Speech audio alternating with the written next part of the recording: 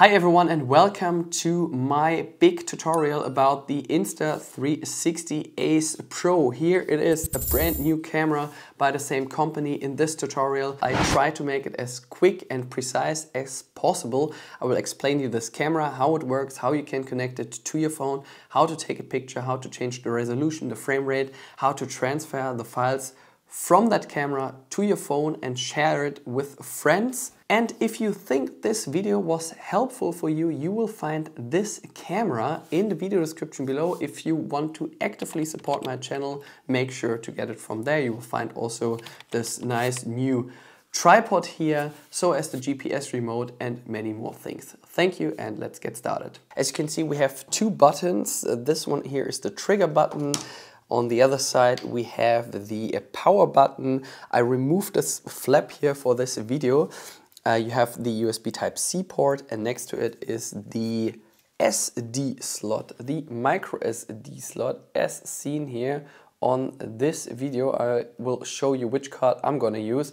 However, I can recommend to use at least a V60 card for all the functions that this camera offers. I will return this card and get a V60 card because I figured out that I need a faster write and reading speed on this camera here. The main features of this camera are a 2.4-inch flip display, which I will show you in a second. We have 8K 24 frames per second recording, 4K with up to 120 frames per second.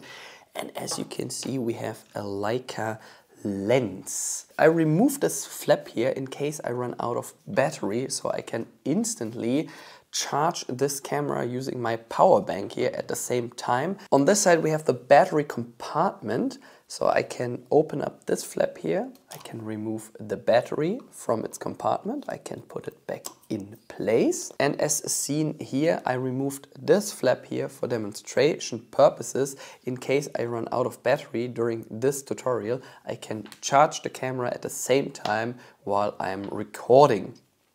So here's the flip display. So anytime you want to turn the display, you need to push these two buttons here on each side to unlock it from its current position. The micro SD card goes in like this, so the pins facing in the USB Type-C port. And if you want to get out this card, you need to push on it once. It's super easy to turn on the camera, so if you do it for the first time, here's the power button on this side, push that for 2 seconds, you will see an LED popping up here, and now we are in the pre-menu. I will select English as my current language, and here I have some tips. So switching the modes, go from left to right as seen here, so I can switch between the photo or the video mode. Slide from the left edge to access the shooting parameters, like seen here. And the first thing I'm gonna do after this short demonstration here, I will turn down the display brightness. Let's start with the main camera menu very quick here. So if I swipe from the top to the bottom, I have some short icons here, which I'm gonna explain you very quick. That is quick capture, a super easy tool. So usually you turn on and off the camera using this power button here at the side. Let's assume you're in a city. There's a lot of things happening at the moment. You don't want to waste the battery of your camera, but at the same time you want to instantly record a video if you see something that is important to you. If we enable quick capture, I can use the trigger button here on top, push that for 2 seconds, and the camera starts to record a video instantly. If I push the trigger button once again, the camera shuts down automatically, and I can hinder the camera from doing so by following the steps here on the screen. If I turn on the camera in a normal way, it won't switch off immediately.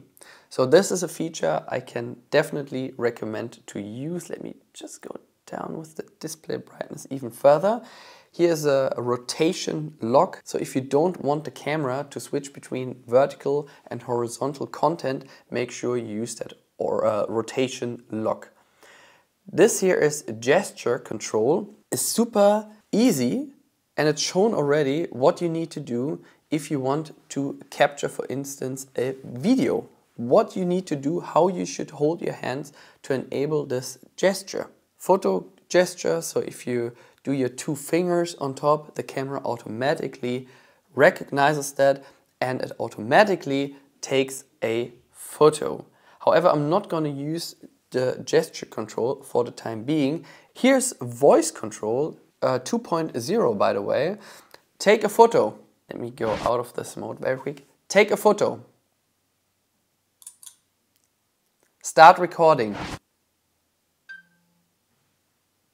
Stop recording. Take a photo. It works super nicely.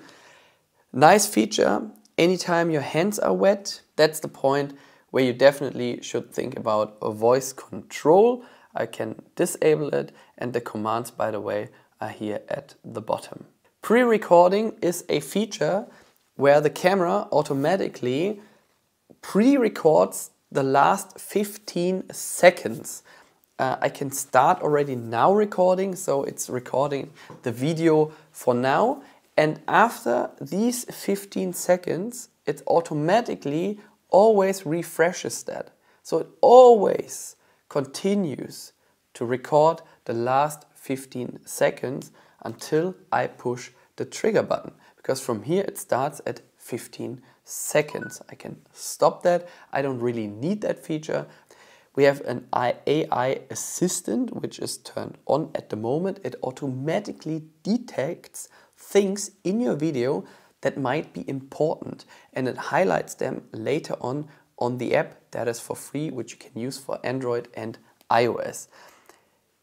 Here, as I said, I can turn up and down the display brightness. By the way, I was shooting yesterday. I did already the German tutorial for this camera, and I still have my battery left, so it's a pretty good performance. I can lock the screen if I wish to. Here's an under menu, so anytime I don't want to hear that beep tones, I can turn them down, up, or mute them. Here's a grid, which is turned on, so anytime I want to orientate the camera to the horizon, I can do it by using a grid. Here are the audio settings, so I can record in stereo, I can use wind reduction or directional focus. Time capture, one of the coolest features that this camera offers, because it allows you to take, for instance, a picture or a video at 3 o'clock in the morning without waking up. So if you're camping and you want to capture the nice sky during the night, the camera will turn on automatically at 3 o'clock and 5 minutes in the morning. I can tell the camera to take a time lapse during this time. I can select the length, the interval, ratio, if I want to turn on and off stabilization. I can also take a video if I wish to. I can also let the camera take a photo. Whatever you want, the camera will do it at this time here that you have pre-selected. And if you're not at home and you think, well, tonight there should be a nice, I don't know, sunset or something, I can let this camera capture the sunset or the sunrise by the pre-selected time here. And here is the Bluetooth remote. Insta360 brought out a brand new remote, which looks kind of like an Apple Watch, so you can control the camera and you see already the footage on that remote. AirPods, cool feature. I can connect the Apple AirPods and I can use the internal microphone of my Apple AirPods to record my video. There's also a wireless microphone available without connecting any transceiver to this camera, which works super nicely. Internal microphone of the Insta360 Ace Pro. There's a bit of background noise since there's a street over there. There's a bit of wind blowing in and I can see myself. The tracking is perfect here in 4K 50 on this camera. I went into the camera's menu and I tried to pair this wireless microphone here to the Insta360 Ace Pro. And now we are trying out if we really get an improvement using external microphone like this one here. Now I connected my Apple AirPods to the Insta360 Ace Pro, and let's see if that improves your audio quality if you want to vlog yourself using this nice camera with the tilt display. Here are the camera infos. Once you get the camera, you're probably at version 1.1 already. General settings, you have the indication light here and another indication light at the front display. If the camera is set up behind a windscreen, for instance, or a window, if you want to capture a nice time lapse during the night, for instance, and you don't want to have the reflections, you can turn off the LED light. You can also turn on and off the vibration. Bluetooth wake up is a really nice feature because you can use the app. External microphone gain. Anytime you have connected an external microphone and you think it's not loud enough, you can adjust it, or even if you think it's too loud, you can also adjust it the other way around. Auto power off mode is pre-selected to 3 minutes. I will do the same to my display, so I don't want to have the display off after like 10 or 20 seconds. The camera should turn off, or the display should turn off after 3 minutes, for instance. Front screen display, I can enable or disable it. Also important, anytime you do something behind a window, for instance, and you don't want to get any reflections on that. Touch to activate when off, so anytime the display turns off, I can use this toggle switch here to touch on that screen and wake it up again. Wi-Fi settings, power of charging, so anytime I connect now a power bank to this camera, for instance, and I charge it, then I can select what the camera should do. Should it only charge the camera, charge and power on, or charge and record straight away?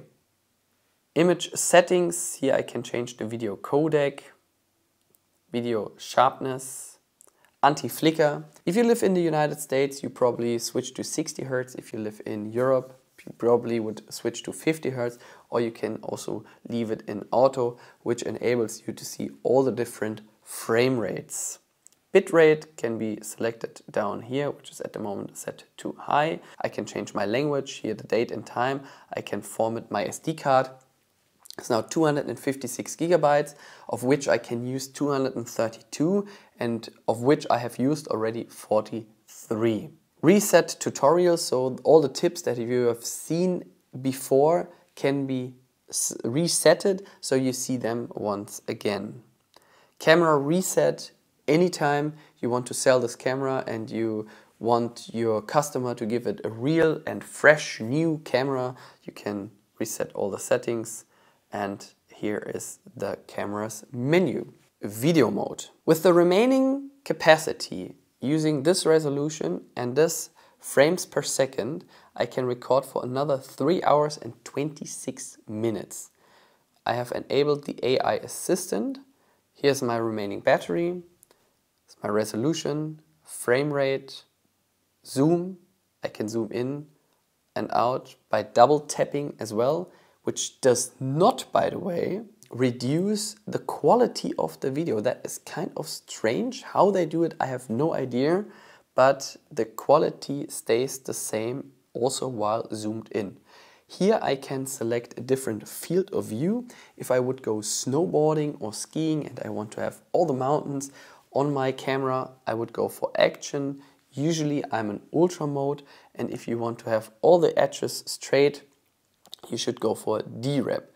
If you want to have a horizon lock, you can see already the camera crops in a lot, but it doesn't matter in which direction you move the camera now, the horizon stays steady. Here are the video settings, so if I use my finger, I can switch between different presets. For instance, I can use a vivid preset, a flat profile for color grading, and I have all the nice presets which Insta360 offers through the app here at the site, which are amazing because I don't need to do any color grading in post. I can use these presets here straight onto my video. I can enable also the face tracking. I can also change the white balance. So if I go for manual, the maximum I can go is 10K and the lowest one is 2K, which makes my image really cool.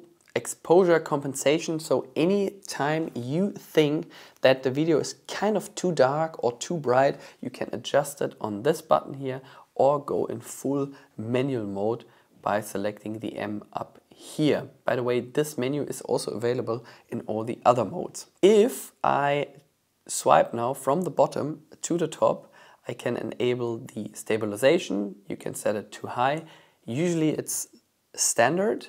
I have it in standard as well, and it does a fantastic job. You can switch off stabilization as well if you don't need your video to be stabilized. The maximum resolution in 4K here at the moment is 4K 120. If I go to 1080p, the maximum frame rate is 240, which is great for capturing nice slow motion scenes. So anytime you go skiing or you do skateboarding or something and you have enough ambient light available, you can use a higher frame rate, which enables you to take a great slow motion clip in post. You can also enable the duration of the clip, so maximum recording or maximum duration for that would be, for instance, 3 hours. I can switch that off, or I can switch that to infinity. I can change the ratio of my video, 4:3 or 16:9.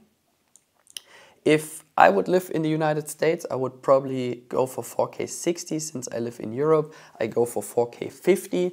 If you do just an interview or something, 4K 30 is sufficient, and then you can see it's switching also to HDR.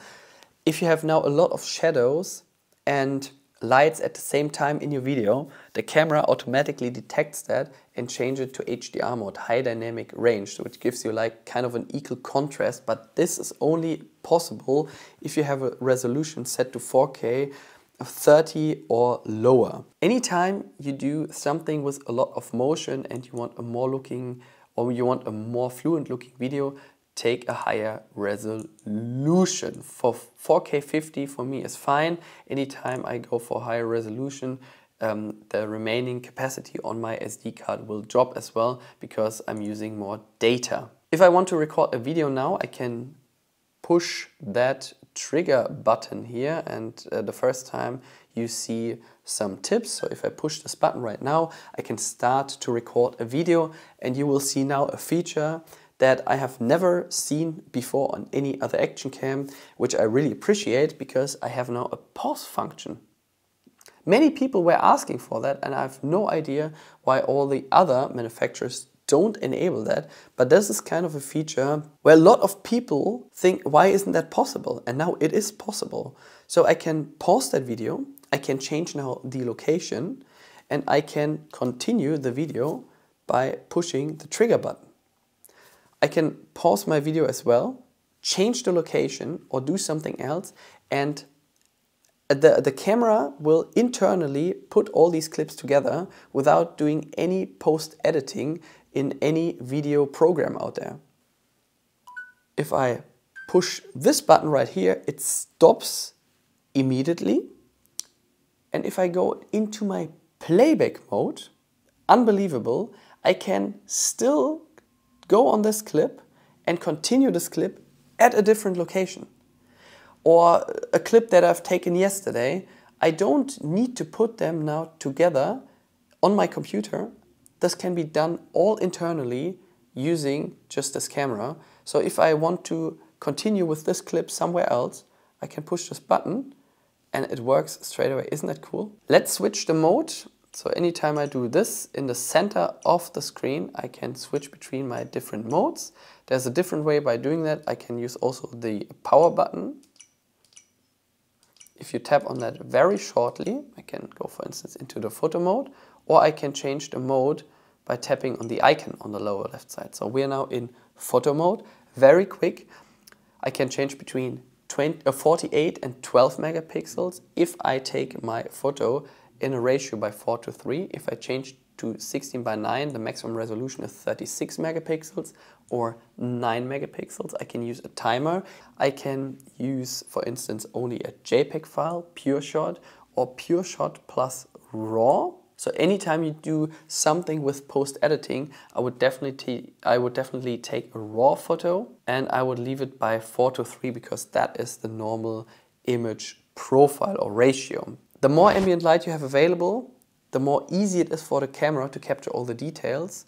So I would go definitely for 48 megapixels during daylight, and anytime you don't have enough ambient light available, I would go for a lower resolution. If I want to take a picture now, just push the trigger button, and the faster your memory card is, the faster this process here will happen. You can switch between two different field of views, ultra and DRAP, where the edges are tightened or getting straight.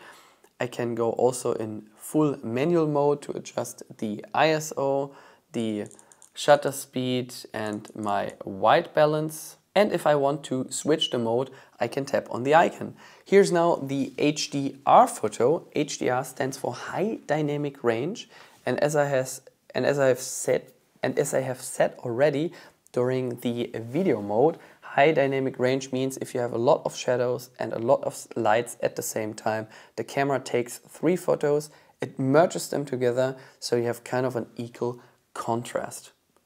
The maximum resolution here is 12 megapixels. You can change the ratio and you can select a timer. Interval photo, pretty nice. So I can go for either 48 or leave it in 12 megapixels. I can change the interval, for instance, 5 seconds. I can select a different ratio. I can select a duration, for instance, 3 minutes. I can select a timer.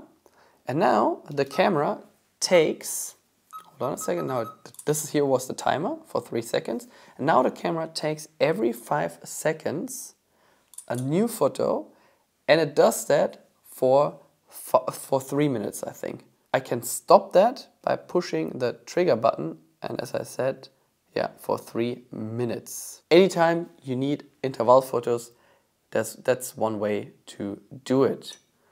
Burst mode, important feature. Anytime you do something with action, place the camera somewhere on a tripod, select a timer, for instance, of 10 seconds, and here's the burst.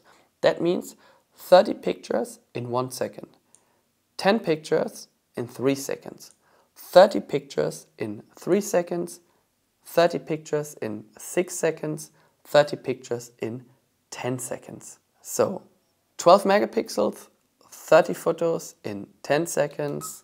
Off we go. Here's the timer of 10 seconds that I have now pre-selected. You can go with your skateboard now in front of the camera and do whatever you want to do. And now the camera is capturing all the 30 photos.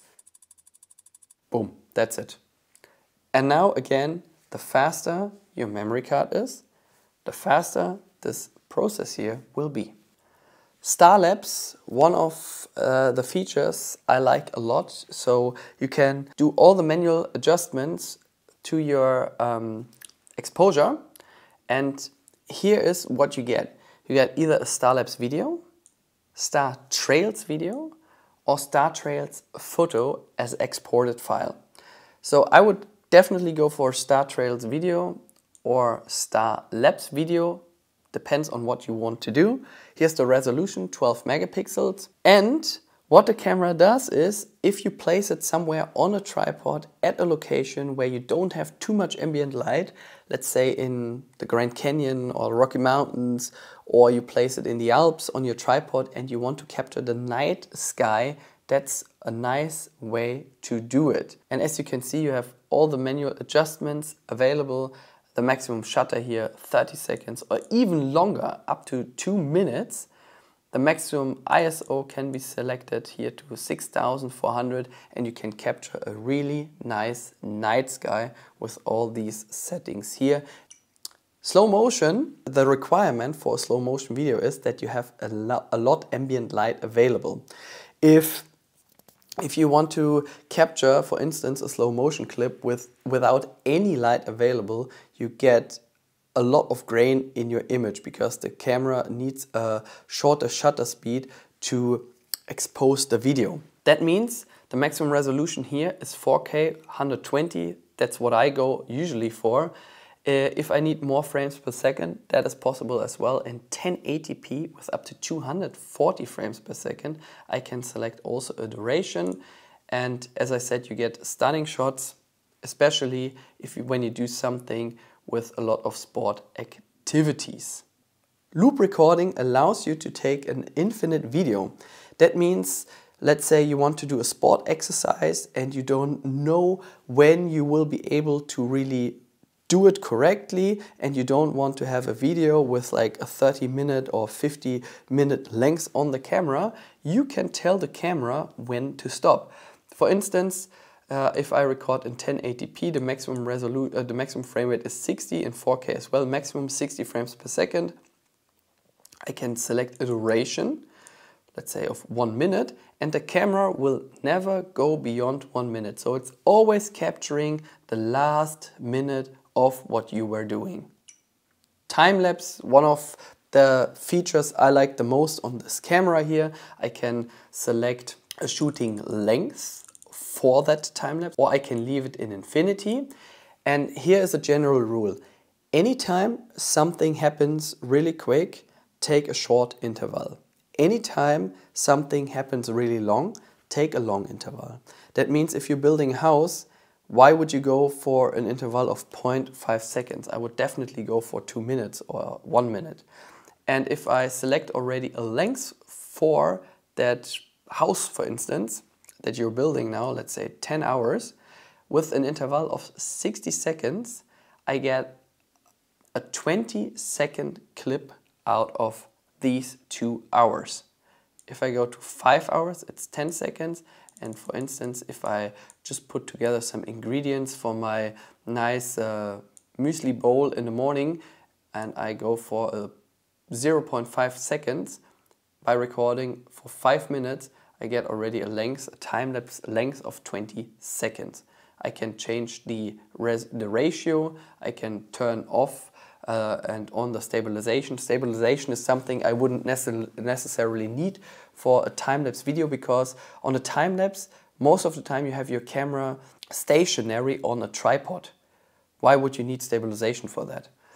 And yeah, if you want to start the time-lapse, you can push on the trigger button. TimeShift kind of looks like a time-lapse, however, there are no frames skipped in between. This is a video which is just played back faster. I can select 2 field of views, DRAP and Ultra. I can record in 4K only 30 frames per second. And if I push this button right here, the trigger button, the video starts.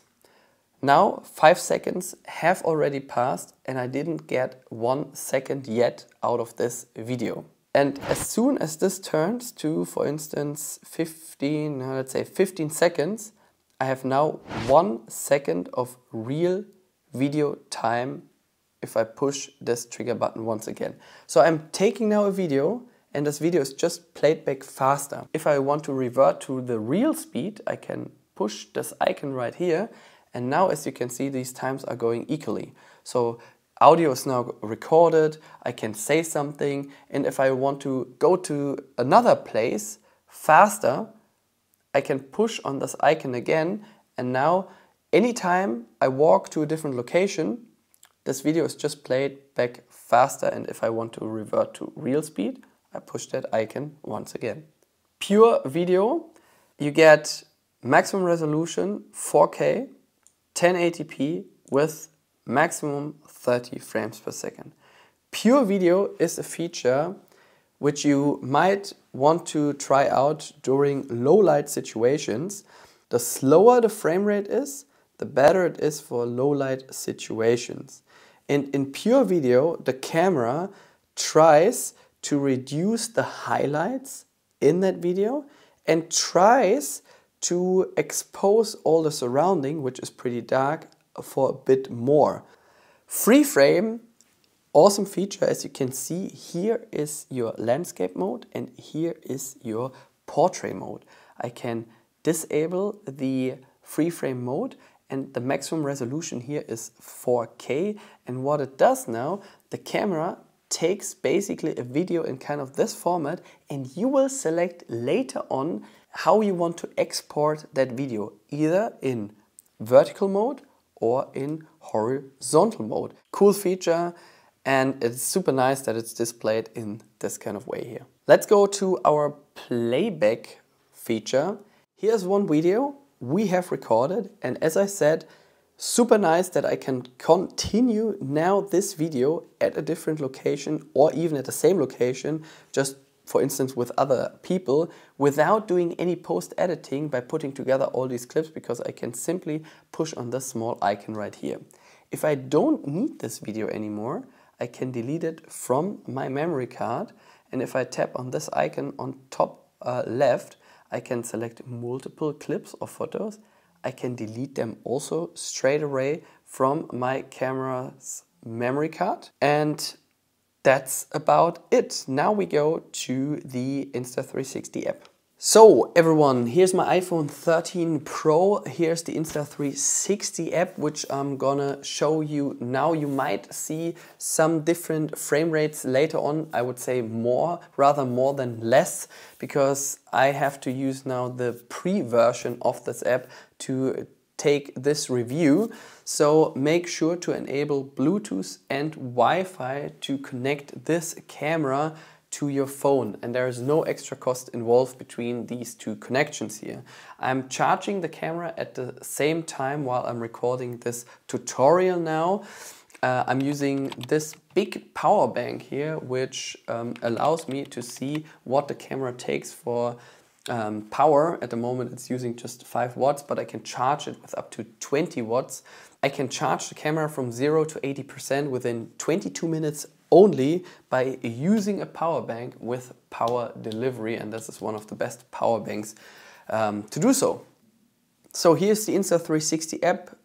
One of the questions that appear quite often on my channel here, how to disable the watermark, and that is possible by deselecting this toggle switch down here. You will see it in English. This is now in German, doesn't matter. If you downloaded the Insta360 app and your native language is English on your phone as well, you will see the app in English. Doesn't matter for all the functions. We don't really need now a different language. I can do it also in Chinese because it's just symbols. So to connect this camera, if the camera is not connected, make sure to press here on this camera icon, and then it usually detects the camera from itself. If you have turned on the camera, if the camera is switched off, you won't find it. So make sure to turn on your camera. I'm now in HDR photo mode. I can switch between all the different modes by using these 3 bars down here. I can do it also in this way. So if I want to record a video, I can simply push the record button right here. If I want to stop that video, I push it again. If I want to take a photo, I can easily do it by doing so. I can use also a timer function. I can do all the adjustments in manual mode, like the shutter speed, the ISO, or the white balance. This photo will be now recorded with 48 megapixels. I can go also to 12 megapixels to save some storage here on my SD card, because if I revert to 48 megapixels, I can only take another 1860 photos, and if I take my photos with 12 megapixels, I can take another 7161 photos. I will take now my photos in RAW as well, or I can do it also only in JPEG if I want to. I can select an interval photo as seen before, so all the functions that you have on the app are available from the camera itself, so you don't really need the app. However, I can recommend to get the app because in here you can do so much for post-editing, like sharing the clips, cutting the clips, putting some new presets on the clips, adding some music and all the nice features. If I tap on these 3 dots up here, I can show a histogram, a grid, I can enable GPS, and here is a small icon. This was the last clip or the last photo I took. Here's a night time lapse, for instance, which I took with the camera. Here are all the clips, so if you press on album, here are all the clips and the photos I recently took using this camera, and I was out already to test out some cool features like a time-lapse, TimeShift, and here's already a preset on it, so we have like a zoom function already in that video, which I can now export, and you don't need to do anything in post. This is also pretty amazing what the AI features here on this app are. So you have so many possibilities. Stunning. I can disable the zoom function, for instance. I can add more colors. I can change the speed of the clip. So if I want to have that just faster, I can use 2x or up to 8x or go back to my normal speed. I can take a screenshot out of this video. I can use all the nice filters that Insta360 offers without doing any color correction in post using super expensive programs out there. I can do that all from just a single app. And if I want to export anything, I can do it by tapping on the export button. Let's see, that was probably now a 12 megapixel photo. I can share these photos or videos straight away with the Insta360 app, my camera roll, WhatsApp, X, and many more. Here's one video I recently took. I can pause that video by just simply pushing once on the camera display. I can cut or trim this video. I can add some colors, I can add some music, I can change the volume of the clip, I can change the speed, I can take a screenshot out of this clip, I can export this clip, and this one was a 4K clip taken with 50 frames per second. Once that clip is on my phone, in my camera roll, I can share it straight away with all my friends using this button or this icon right here, and that is the same applies also to Android phones. That was my big tutorial about the Insta360 Ace Pro. Thanks for your undivided attention. If you think that tutorial was helpful for you, make sure to get this camera using the link provided in the video description. See you next time und tschüss.